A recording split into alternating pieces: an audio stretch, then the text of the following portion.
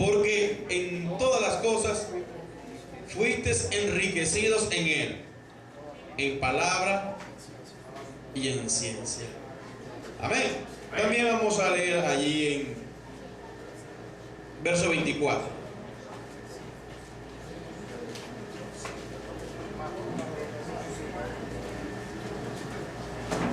Mas para los llamados, así judíos como griegos, Cristo, poder de Dios, sabiduría de Dios. Amén. Cristo, poder de Dios, sabiduría de Dios. El 26.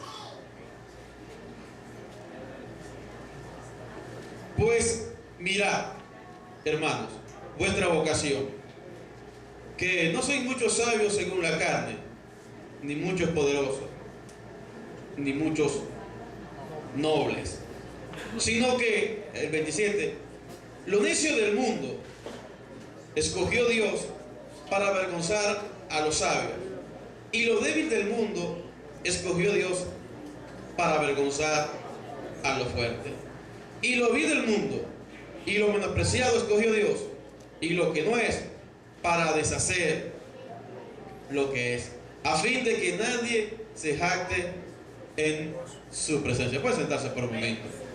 Gloria a Jesús. Soy breve con esto que le quiero enseñar, hermano.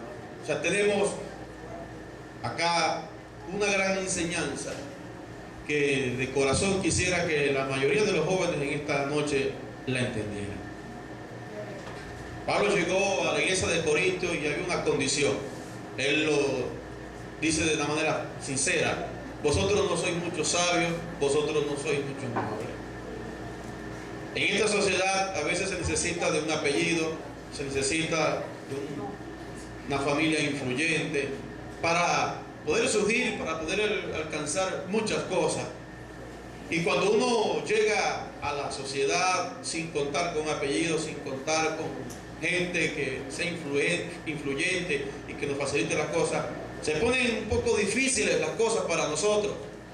Y es allí donde de corazón nosotros tenemos que confiar en el Señor, porque Él es la oportunidad, o sea, Él es la opción, la alternativa que tenemos para que las puertas se nos abran.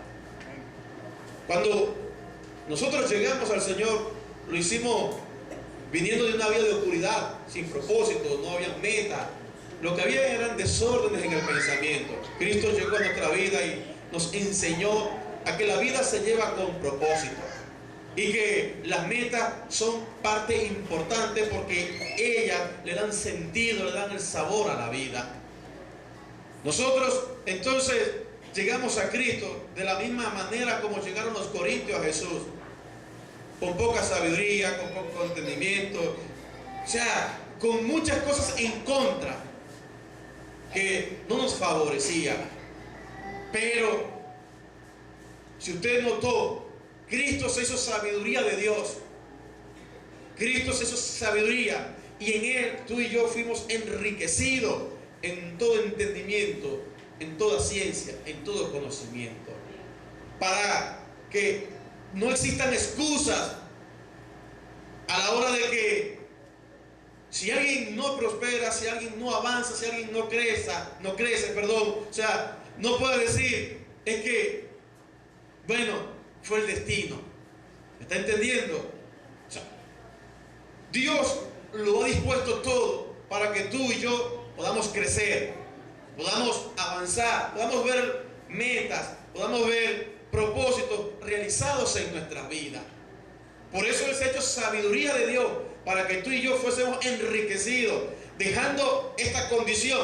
Somos poco sabios, poco nobles, bueno, pues carecemos de un apellido influyente, pero al ser sabiduría en nosotros, se abren las oportunidades, se dan las posibilidades, porque tú ahora tienes una mente sabia que puede ver los caminos, que puede discernir las oportunidades, que puede apreciar el buen tiempo.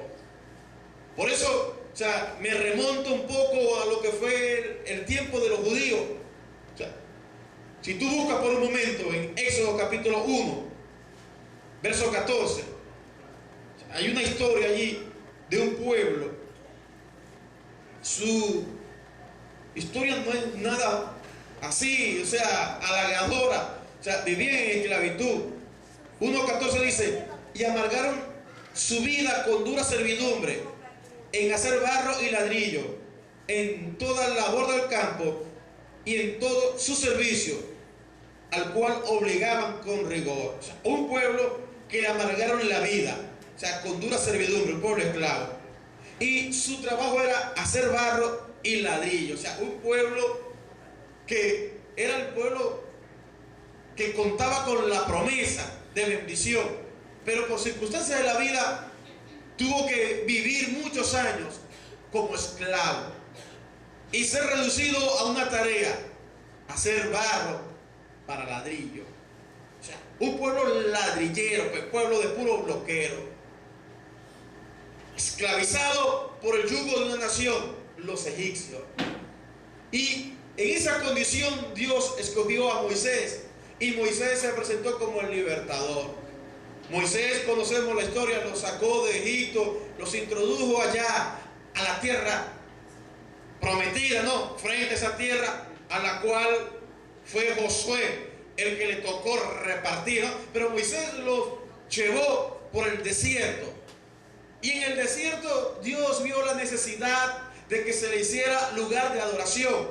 Surgieron entonces los planos que Dios dio a Moisés mientras él estuvo allá en el monte. Moisés bajó del monte con las tablas, con el diseño en su mente, con todo lo que se necesitaba para la construcción del tabernáculo y de todos los utensilios que ellos iban a utilizar para la adoración a Dios.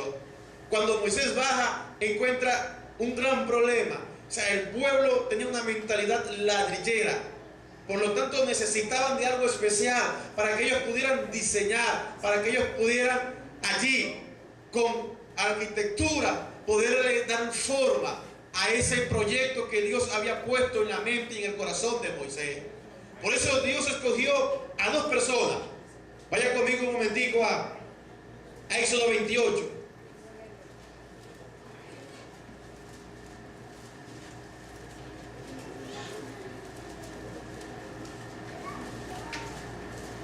Dice, harás llegar delante de ti a Aarón, tu hermano, y sus hijos contigo.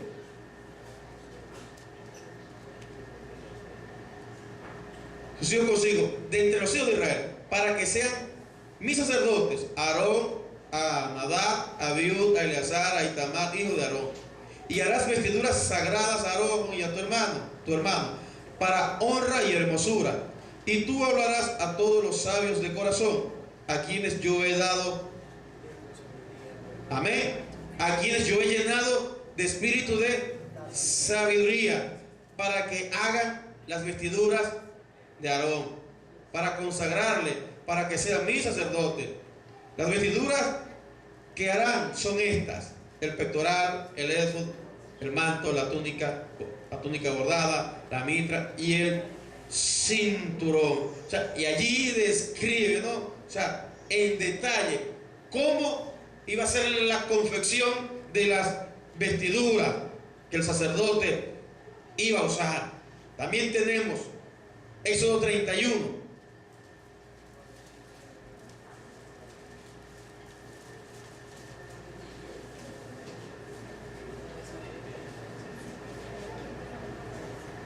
Habló Jehová a Moisés diciendo: mira, yo he llamado por nombre a Besaleel, hijo de Uri, hijo de Ur, de la tribu de Judá.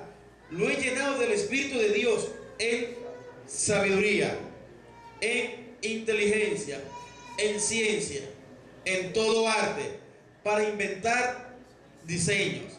O sea, este es el primer arquitecto, o sea, graduado en la Universidad de Dios. O sea, este hombre llamado Besaleel, o sea, fue siendo del Espíritu de Dios para que pudiera diseñar, fue preparado. Por eso yo le leí el pasaje de Éxodo 1, donde ellos al salir de Egipto salieron como pueblo bloquero, ladrillero. O sea, su mente solo había desarrollado el arte de hacer, de elaborar, manufacturar bloques.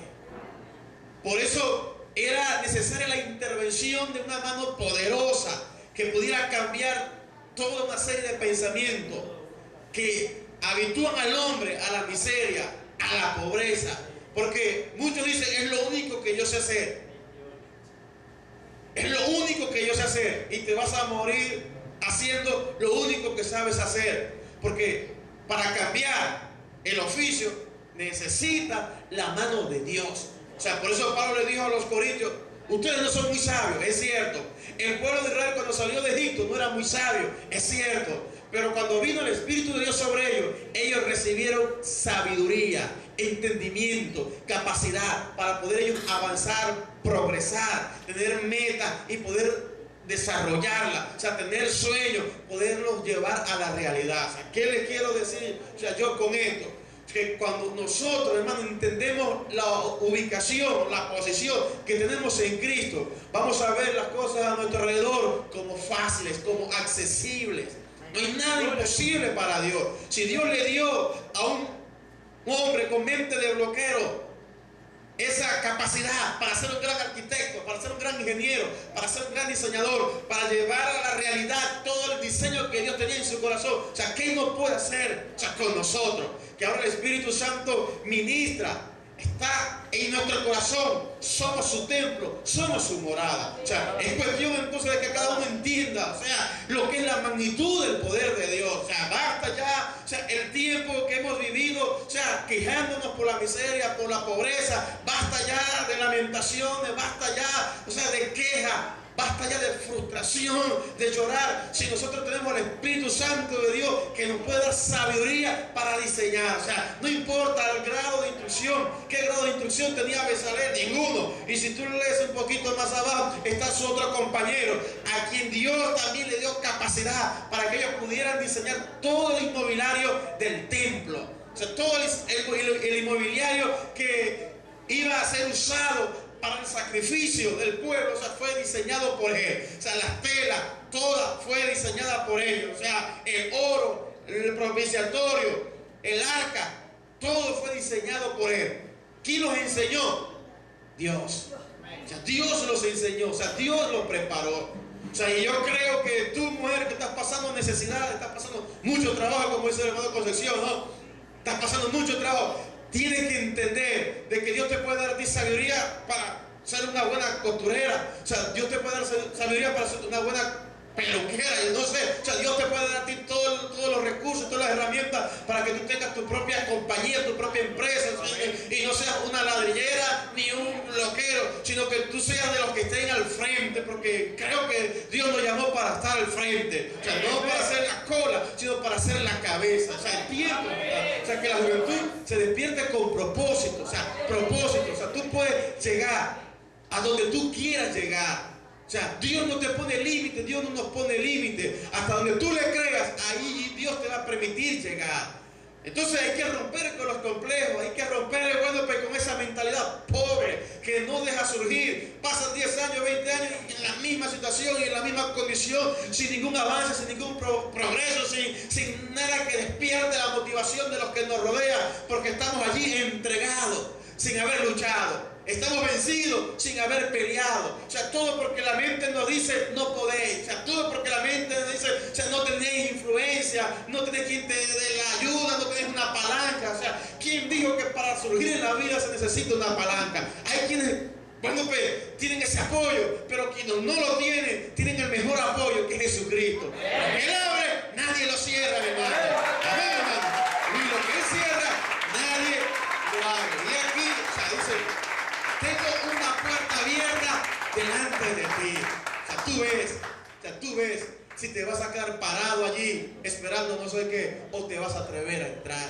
Atrévete a entrar en la profundidad del Espíritu y vas a ver cosas grandes. O sea, la iglesia va a ser afectada por ti, porque hace falta acción. Palabras, mucha, acción, poca. Y la fe es acción. Muéstrame tu fe con tus obras. O sea, muéstrame tu fe con tus obras, porque la fe, si no tiene obra, es muerta, es pura palabra. Entonces necesitamos acción, porque la acción dice hay fe. Necesitamos ver a los jóvenes prosperar. O sea, necesitamos ver a la juventud avanzar. Necesitamos ver a todos los hombres y las mujeres de la iglesia, bueno, pues ver cómo los sueños se les hacen una realidad. Ver cómo la bendición de Dios les enriquece. Porque la bendición de Dios no es solo estar en el culto y sentir un centellazo y gloria a Dios, sentir el Espíritu Santo de Dios, bendición de Dios, que tú llegues a tu casa, tengas que comer, que tú llegues a tu casa, tengas donde dormir, que tengas que salir, tengas que vestir. O sea, eso es bendición de Dios, porque son cosas que Dios las diseñó para disfrutarlas en esta vida, y en la venidera, bueno, pues vamos a gozar nuestra parte, pero hay cosas que vamos a gozar 100 veces más en esta tierra. Así que no desperdicie la oportunidad y experimente, mi hermano, la grandeza y el poder de Dios. Apláudele con gozo, con alegría. Dios te dé gracias, Padre.